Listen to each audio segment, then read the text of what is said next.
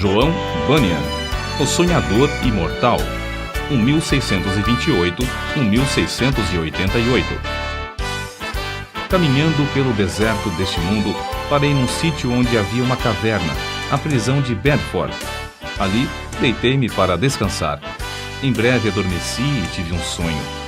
Vi um homem coberto de andrajos, de pé, e com as costas voltadas para a sua habitação, tendo sobre os ombros uma pesada carga e nas mãos um livro. Faz 3 séculos que João Bunyan assim iniciou o seu livro O Peregrino. Os que conhecem as suas obras literárias podem testificar de que ele é, de fato, o sonhador imortal. Estando ele morto, ainda fala. Contudo, enquanto miríades de crentes conhecem o Peregrino, poucos conhecem a história da vida de oração desse valente pregador. Bunyan, na sua obra Graça Abundante ao Principal dos Pecadores, nos informa que seus pais, apesar de viverem em extrema pobreza, conseguiram ensiná-lo a ler e escrever. Ele mesmo intitulou-se o Principal dos Pecadores. Outros atestam que, mesmo em sua impiedade, jamais foi beberrão ou imoral. Contudo, casou-se com uma moça de família, cujos membros eram crentes fervorosos. Bunyan era funileiro e, como acontecia com todos os funileiros, era paupérrimo.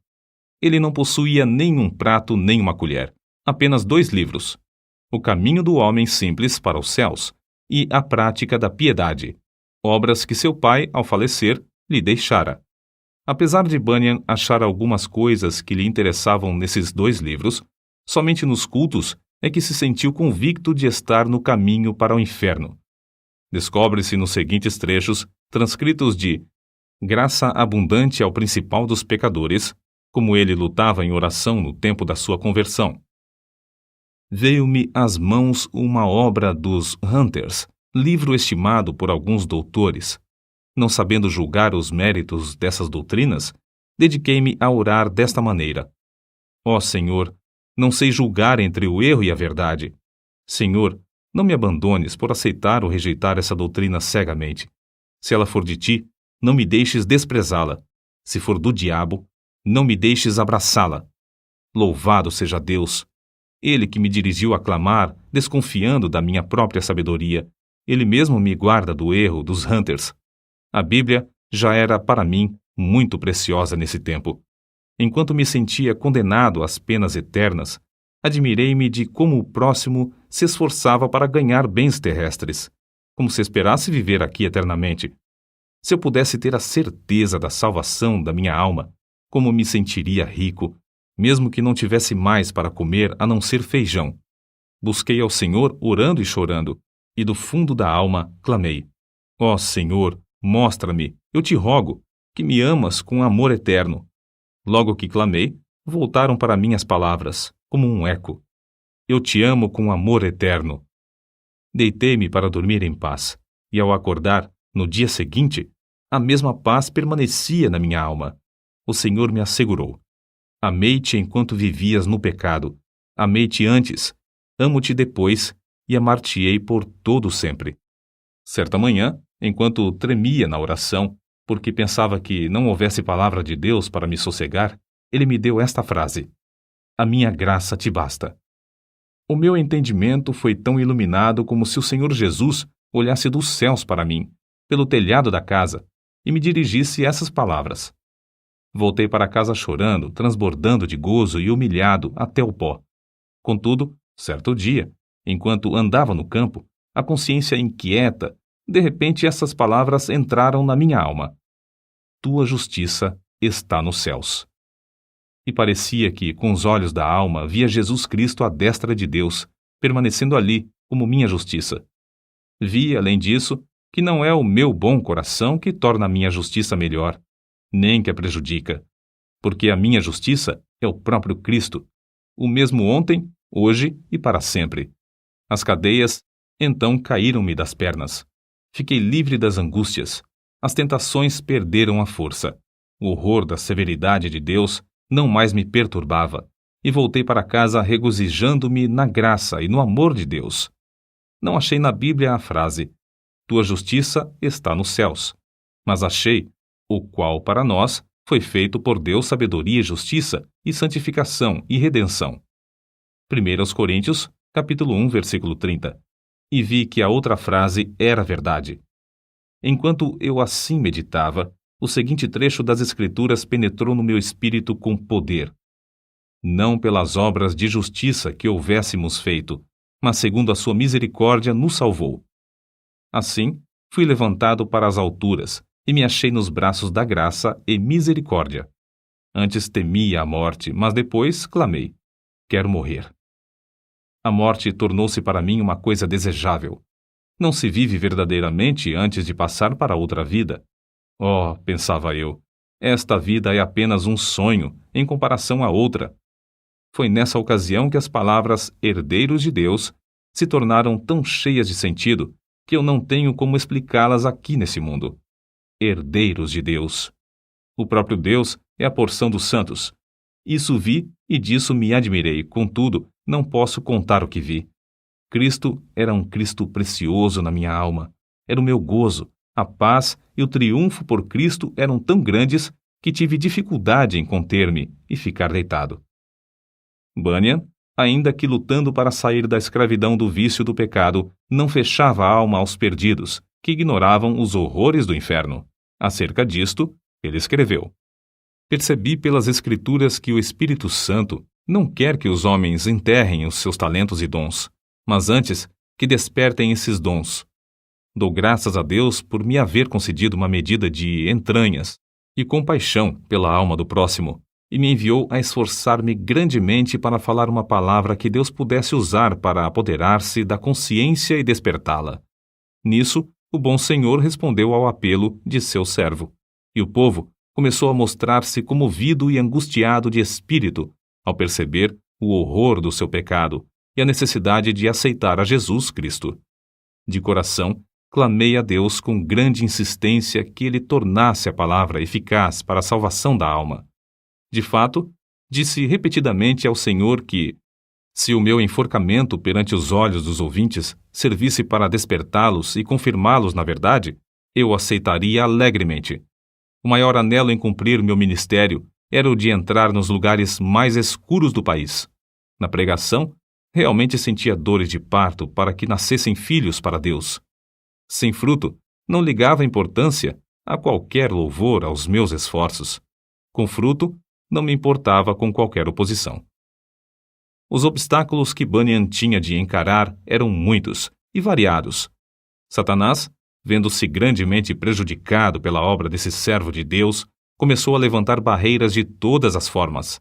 Bunyan resistia fielmente a todas as tentações de vangloriar-se sobre o fruto de seu ministério e cair na condenação do diabo. Quando, certa vez, um dos ouvintes lhe disse que pregara um bom sermão, ele respondeu: não precisa dizer-me isso. O diabo já cochichou a mesma coisa no meu ouvido antes de sair da tribuna. Então, o inimigo das almas suscitou calúnias e boatos em todo o país, a fim de induzi-lo a abandonar seu ministério. Chamavam-no de feiticeiro, jesuíta, cangaceiro, e afirmavam que vivia amancebado, que tinha 2 esposas e que os seus filhos eram ilegítimos. Quando o maligno falhou em todos esses planos de desviar Bunyan do seu ministério glorioso, seus opositores denunciaram-no por não observar os regulamentos dos cultos da igreja oficial. As autoridades civis o sentenciaram à prisão perpétua, recusando terminantemente a revogação da sentença, apesar de todos os esforços de seus amigos e dos rogos de sua esposa. Tinha de ficar preso até se comprometer a não mais pregar. Acerca de sua prisão, ele diz: nunca tinha sentido a presença de Deus ao meu lado em todas as ocasiões como depois de ser encerrado, fortalecendo-me tão ternamente com esta ou aquela escritura, até me fazer desejar, se fosse lícito, maiores provações para receber maiores consolações. Antes de ser preso, eu previ o que aconteceria, e 2 coisas ardiam no coração acerca de como poderia encarar a morte, se chegasse a tal ponto. Fui dirigido a orar pedindo a Deus que me fortalecesse com toda a força, segundo o poder da sua glória, em toda a fortaleza e longanimidade, dando com alegria graças ao Pai.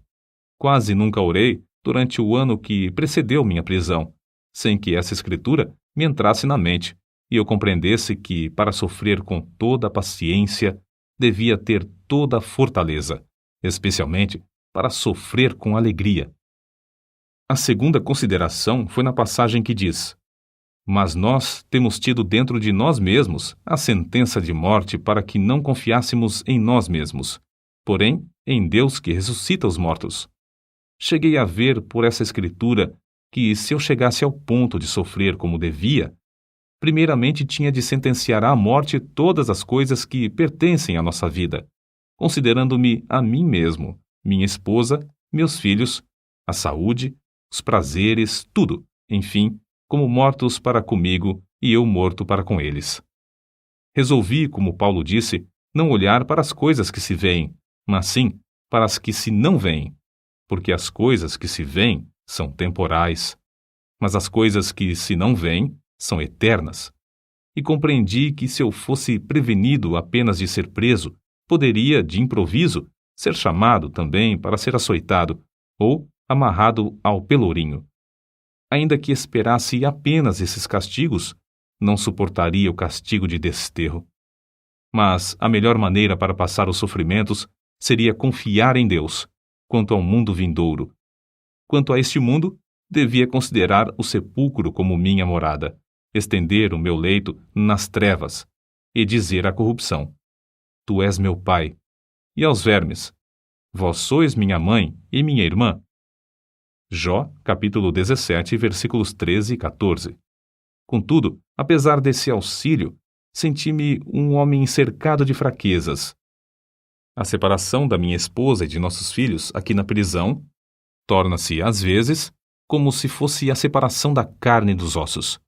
E isto não somente porque me lembro das tribulações e misérias que meus queridos têm de sofrer, especialmente a filhinha cega. Minha pobre filha, quão triste é a tua porção neste mundo. Serás maltratada, pedirás esmolas, passarás fome, frio, nudez e outras calamidades. Oh, os sofrimentos da minha ceguinha quebrar-me-iam o coração aos pedaços.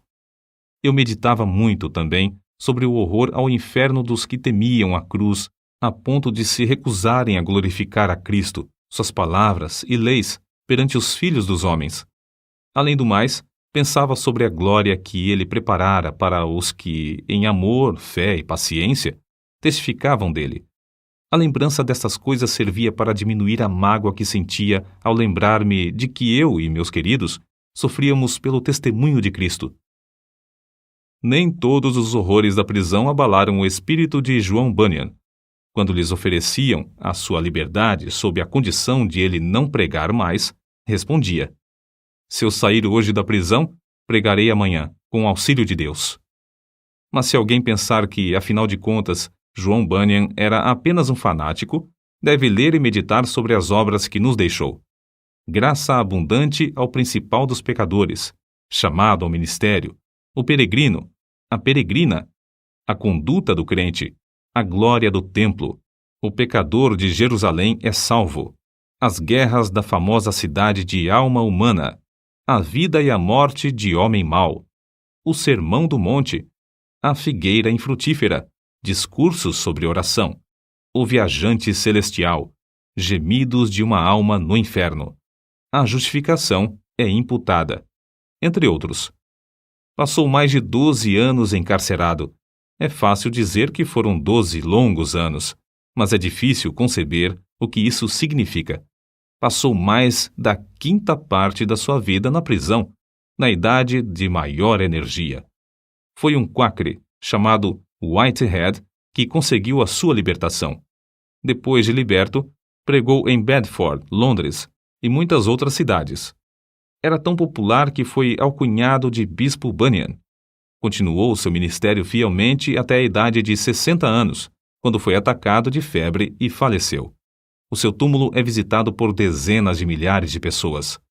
O orador, o escritor, o pregador, o professor da escola dominical e o pai de família, cada um conforme o seu ofício, podem lucrar grandemente com o estudo do estilo e méritos de seus escritos, apesar de ele ter sido apenas um humilde funileiro sem instrução. Mas como se pode explicar o maravilhoso sucesso de Bunyan? Como pode um iletrado, pregar como ele pregava e escrever num estilo capaz de interessar à criança e ao adulto, ao pobre e ao rico, ao douto e ao indouto. A única explicação do seu êxito é que ele era um homem em constante comunhão com Deus. Apesar de seu corpo estar preso no cárcere, a sua alma estava liberta, porque foi ali, numa cela, que John Bunyan teve as visões descritas nos seus livros. Visões muito mais reais do que os seus perseguidores e as paredes que o cercavam. Depois de desaparecerem os perseguidores da terra e as paredes virarem pó, o que Bunyan escreveu continua a iluminar e alegrar todas as terras e gerações. O que vamos citar mostra como Bunyan lutava com Deus em oração. Há na oração o ato de desvelar a própria pessoa, de abrir o coração perante Deus, de derramar afetuosamente a alma em pedidos, suspiros e gemidos. Senhor, disse Davi, diante de ti está todo o meu desejo, e o meu gemido não te é oculto. Salmo capítulo 38, versículo 9. E outra vez, a minha alma tem sede de Deus, do Deus vivo. Quando entrarei e me apresentarei ante a face de Deus? Quando me lembro disto, dentro de mim, derramo a minha alma. Salmos capítulo 42, versículos 2 ao 4. Note, derramo a minha alma. É um termo demonstrativo de que, em oração, sai a própria vida e toda a força para Deus. Em outra ocasião, escreveu: as melhores orações consistem, às vezes, mais em gemidos do que em palavras, e estas palavras não são mais que a mera representação do coração, vida e espírito de tais orações. Como ele insistia e importunava em oração a Deus, fica claro no trecho seguinte: eu te digo, continua a bater, chorar, gemer e prantear. Se ele se não levantar para te dar porque és teu amigo, ao menos por causa da tua importunação, levantar-se-á para dar-te tudo o que precisares. Sem contestação, o grande fenômeno da vida de John Bunyan consistia no seu conhecimento íntimo das Escrituras, as quais amava, e na perseverança em oração ao Deus que adorava. Se alguém duvidar de que Bunyan seguia a vontade de Deus nos 12 longos anos que passou na prisão de Bedford, deve lembrar-se de que esse servo de Cristo, ao escrever O Peregrino, atrás das grades, pregou um sermão que já dura quase 3 séculos e que hoje é lido em 140 línguas. É o livro de maior circulação depois da Bíblia. Sem tal dedicação, não seria possível conseguir o incalculável fruto eterno desse sermão pregado por um funileiro cheio da graça de Deus. Nota: Quakre, forma aportuguesada de Quakers, como eram mais conhecidos os membros da Sociedade dos Amigos, nome de uma comunidade de cristãos protestantes surgida no século XVII. No início, eram seguidores de um pregador leigo, o inglês George Fox, que, em 1647, começou a pregar a doutrina de Cristo dentro. Todas as pessoas podem sentir a palavra de Deus em suas almas, caso se esforcem para ouvi-la. Interpretavam literalmente as palavras de Jesus Cristo nas Escrituras. Eram contra prestar juramentos e contra a guerra. Destacavam-se sempre pela solidariedade. Em 1947, os comitês britânico e americano de socorro Quaker Internacional receberam o Prêmio Nobel da Paz. Enciclopédia em Carta.